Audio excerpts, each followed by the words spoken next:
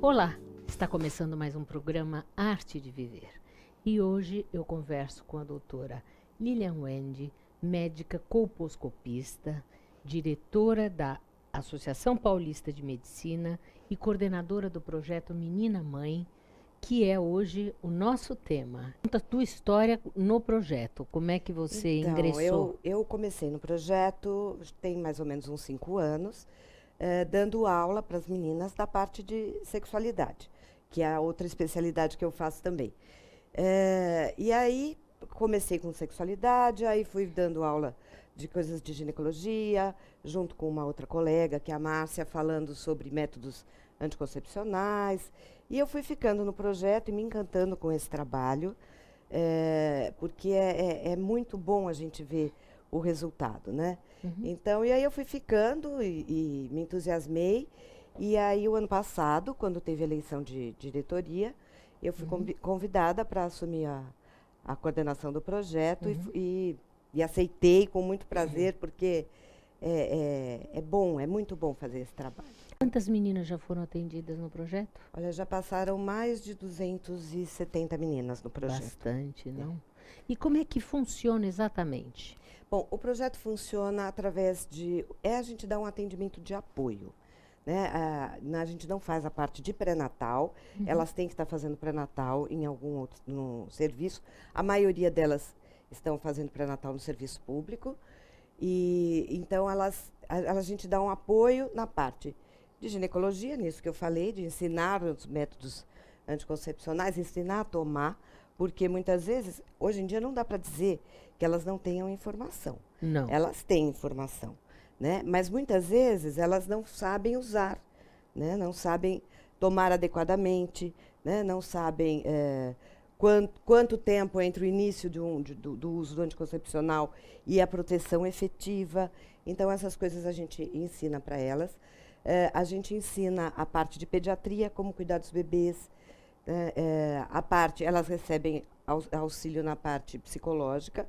Então, a gente tem um grupo de 6 psicólogas que fazem atividades e trabalham esse lado emocional. Até porque a gente tem algumas histórias bem difíceis. Sim. Né? A gente tem as assistentes sociais. Elas ensinam a parte dos direitos das meninas, que são coisas também que muitas vezes não são conhecidas. Né? E a gente dá apoio em várias coisas. Por exemplo, a gente teve há um pouco tempo atrás no projeto uma menina que veio de uma outra cidade com o namorado. Só que a mãe é que é a responsável por ela. Ela queria continuar a estudar e não podia porque a mãe tinha que vir para assinar a documentação.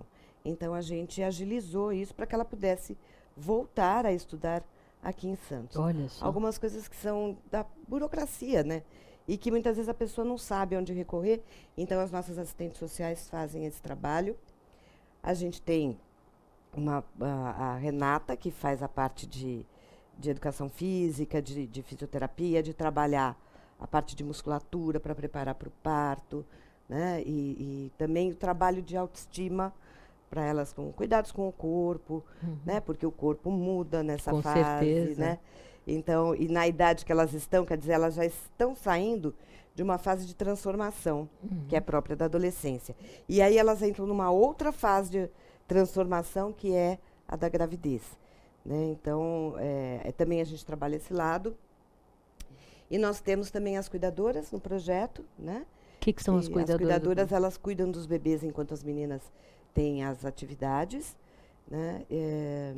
E às vezes ensinam algumas coisas também, né? Porque no dia a dia, lidando com as crianças, eu falo que as cuidadoras são as que têm mais cuidado, mais contato, né? Porque elas estão ali enquanto as meninas estão naquele momento de conversa e tal, e ficam com os bebês, então elas Mas por quê? observam Depois algumas que as meninas têm os bebês, elas continuam no projeto até o 6º mês. Ah, Elas que ficam até os 6 interessante. meses dos bebês, porque nessa fase a gente ainda tem a questão da amamentação. Porque a gente incentiva o aleitamento materno, inclusive a rede de amamentação da Baixada trabalha com a gente também. Todo mês vão lá, vai alguém da rede de amamentação fazer alguma palestra para elas. Porque hoje em dia a gente sabe que a amamentação É fundamental. é fundamental e vai dar né, mesmo a coisa da proteção do bebê nos primeiros meses, por causa do sistema imunológico, né? Uhum. Então, elas fazem, a gente fica até os 6 meses dos bebês. Lilian, então se elas entram assim logo no começo da gravidez, elas passam o quê? Um ano no projeto? Praticamente um ano. Se elas entrarem por volta do 3º mês de gestação, elas vão ficar os 6 meses de gestação e depois mais 6 meses do bebê. Então, em um ano, elas acabam recebendo muita informação e elas podem, inclusive, depois dos 6 meses do bebê, elas podem continuar fazendo as atividades da oficina de culinária e a oficina de artesanato, que a gente tem, que são para elas aprenderem, às vezes, fazer até alguma atividade que elas possam até ganhar dinheiro. Só que para frequentar essas oficinas, aí com o bebê com 6 meses já pode ficar na creche, então elas não podem mais levar os bebês, porque aí a gente não tem estrutura, porque bebês de 6 meses já dão mais Demandam mais. trabalho, né? Mas Já não aí ficam nessas, quietinhos, né? nessas oficinas de culinária, elas podem ficar até quanto tempo? O quanto elas quiserem. E como é que as meninas entram no projeto? Então, qualquer menina, adolescente grávida da cidade pode participar do projeto Menina Mãe. Para isso, elas têm que estar fazendo pré-natal e elas têm que se dirigir à Associação Paulista de Medicina numa sexta-feira. Elas podem até inicialmente ligar, depois a gente pode até fornecer o telefone, elas podem entrar em contato, marcam uma entrevista, porque elas vão passar por uma psicóloga ou pela assistente social para saber né, a condição dela, emocional, da gravidez e tudo. E aí elas entram no projeto em qualquer fase da gravidez. E a voluntária, como é que ela pode entrar no projeto? As voluntárias também.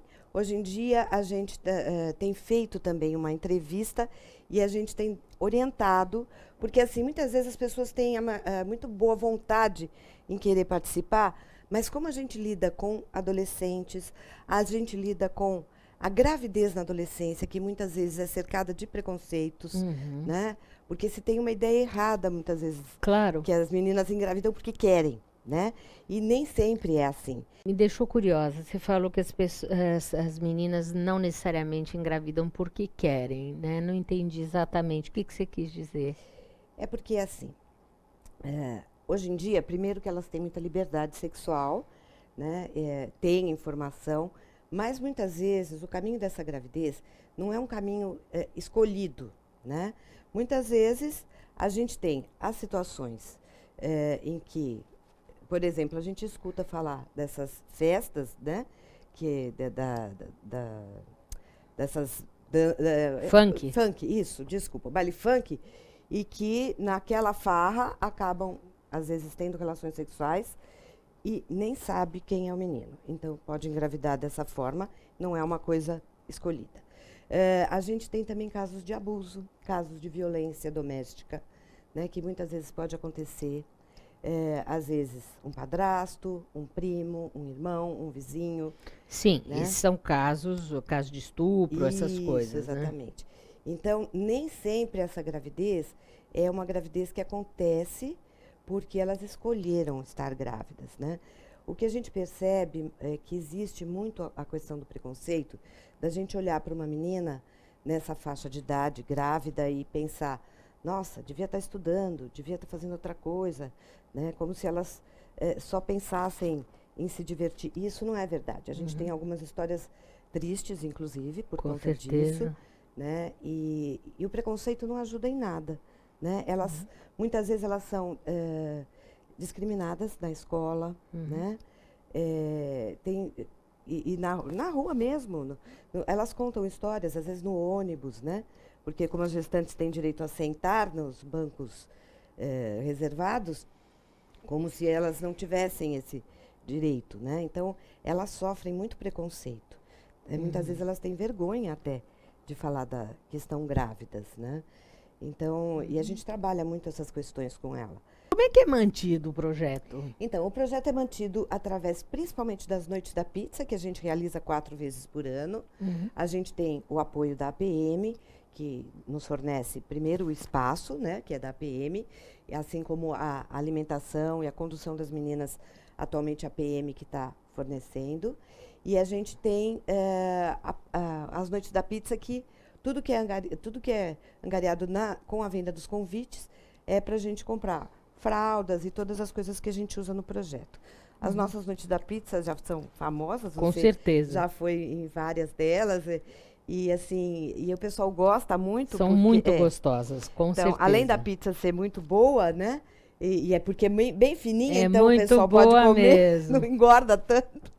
E a gente tem também o pessoal que vai lá, os instrutores de dança, então a gente tem música, o pessoal se diverte. E acabou virando até um ponto de encontro entre as pessoas, né? Então aquilo já virou um evento, né? Dica final para o nosso telespectador, já estamos na hora, passa tão rápido.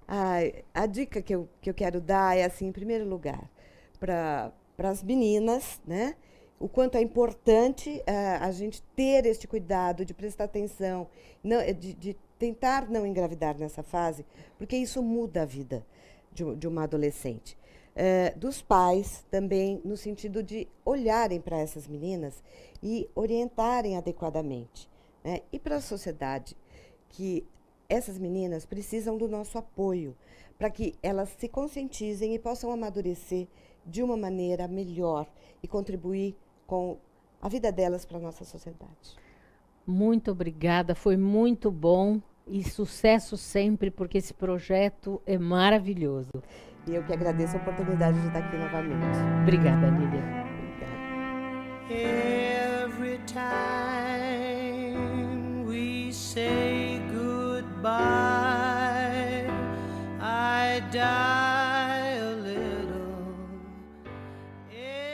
Até o próximo Arte de Viver. Tchau, tchau.